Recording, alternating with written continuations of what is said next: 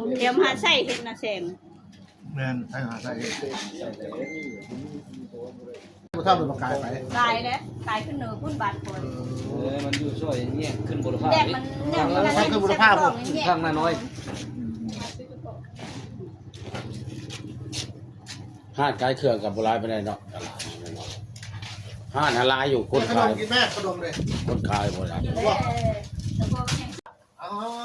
เอาไม่เอาไม่ เอามาเอา เข้าใจ เอาเอา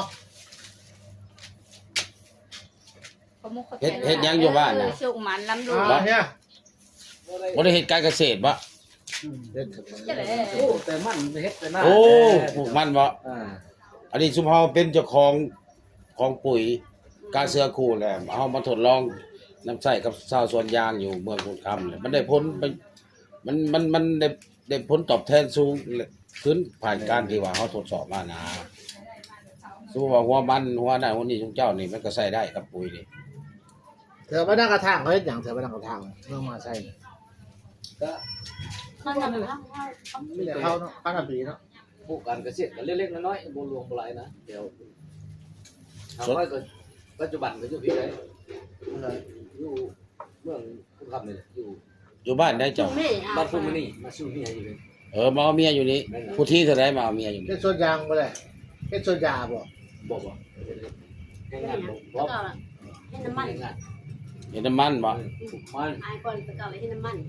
เดี๋ยวถ้าคนมารับจ้างปิดยา เออ อายคอยนี้ มันปิดยาอยู่บ้านนะให้น้องปุ๊บปลูกหลายบ่พี่น้องเจ้า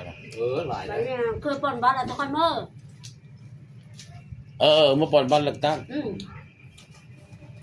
มาแล้ว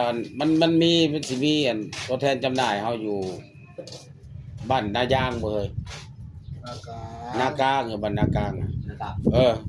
ซุเฮาสิเอามาลงหันผลิตภัณฑ์ซุเฮาเป็นเจ้าของปุ๋ยที่ว่าผลิตอยู่ไทยแต่ว่าผ่านอยลาวมีภาษาลาวอยู่ในกล่องปุ๋ยเนี่ยนำใช้ได้ เป็นปุยดอกไม้แดง แบบฉีด